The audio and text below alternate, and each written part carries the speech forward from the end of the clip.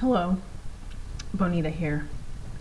So I'm basically making this video because I recently did the mini big chop, and it was a pretty spur of the moment decision.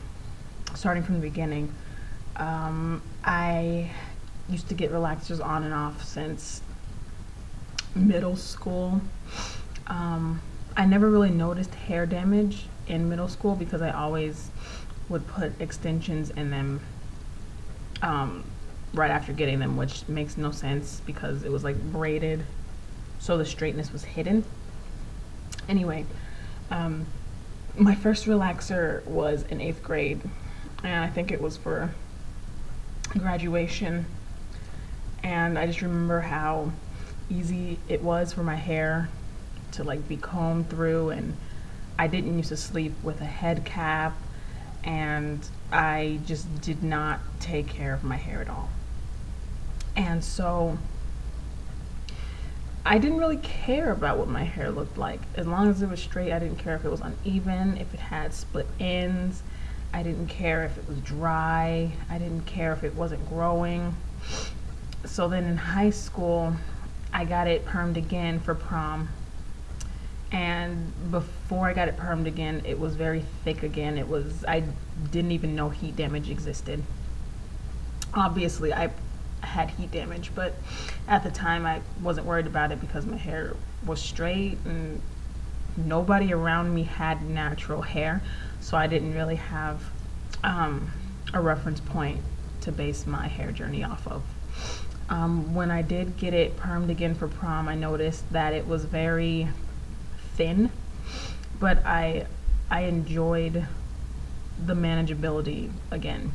I enjoyed how easy it was to wrap up at night and how easy it was to put in a ponytail, even though it was only to my shoulders, which I didn't have a problem with at the time. But I couldn't find a hairstyle to do for prom, so I ended up having to like have this weird bun thing with like a side bang that was curled like half-heartedly. It was pretty painful. It was ugly. It wasn't that cute. So when I went to college, I hadn't gotten my hair straightened since prom. So my freshman year of college, I'm 18 now, and my hair's in braids again. I always wore braids. That was my go-to. Braids with the little beads on the end. I kind of never grew out of that, and every once in a while I'll still wear it. And my hair was shorter length still. It was a little bit uneven, but I didn't have a problem with it because it was still pretty much easy to manage because of the heat damage, and I wasn't worried about the health of my hair still. I was excited to start my new life at Loyola University. So my sophomore year, I thought I'm gonna get a new look, and I'm gonna stop putting braids in my hair, and I'm gonna just keep doing perms. So I started getting perms regularly every 6 weeks. Every time new growth came in, it was time for a perm. The mistake that I made was when I would do them myself, I know you're only supposed to perm the new growth, but I would want to make sure that I got everything and I didn't miss any spots. So I would re-perm my whole head. And it got to the point where I had scabs on my scalp, and I had to keep oiling my scalp to get the scabs off. And it was bad. It hurt. I remember the last one that I got, my mom did.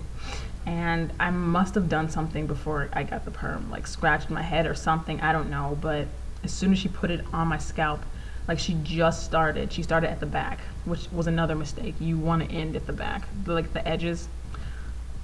We'll get into that later. But she started at the back and she worked her way up. As soon as she put the perm to the back of my neck, it was burning. So I told her immediately, something doesn't feel right. She's like, okay, well, I gotta finish because, well, I had begged her to do this for me, so she wanted to finish it because that's what I wanted. And I was like, okay. So I was trying to wait, and it takes like 20, you have to time it for 25 minutes before you get the perm. We would never go to the salon because I'm cheap. I like to do things myself. Another mistake. And so I had to sit for 25 minutes with a burning scalp.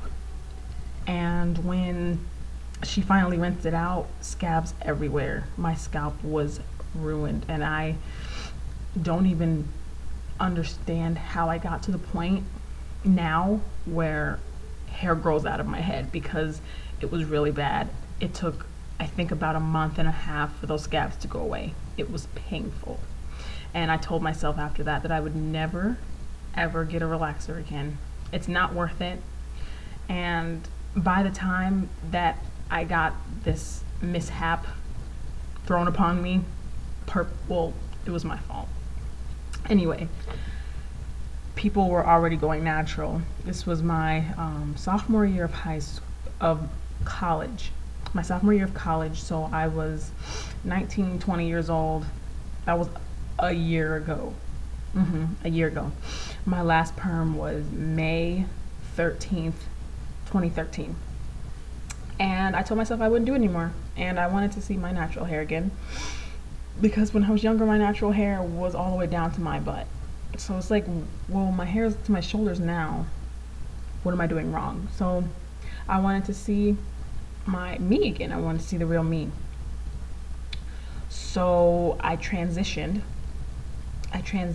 From May until May, so for a year. And then I went on vacation with my family to Washington, and I visited my sister. And when I got back from Washington, I don't know what came over me, but I washed my hair while it was still in braids. I make so many mistakes, guys. You're gonna find that out about me the more you get to know me. So I started washing my hair in braids, and you know, I'm using my Shea Moisture. Transitioning's going all right. My hair is still shoulder length, but it was shoulder length with new growth.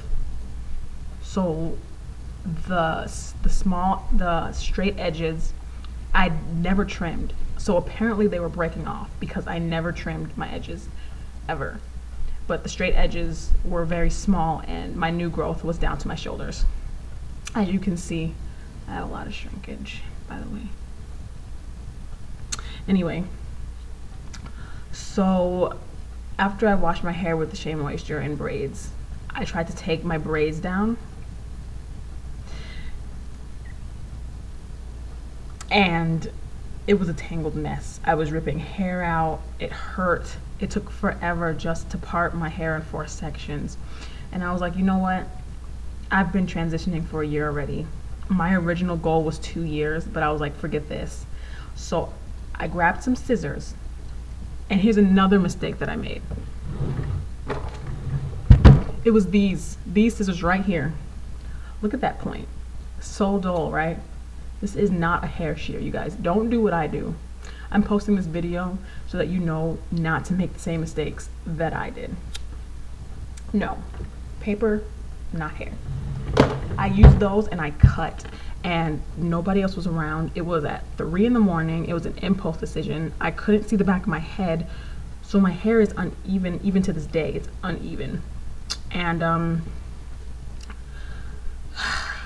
I took a picture of it and I put it on Facebook, and everybody was like, what were you thinking?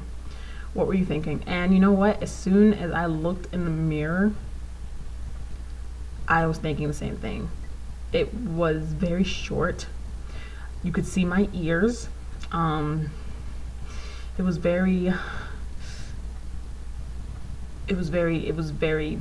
bad to me at that time. I think it was just length shock.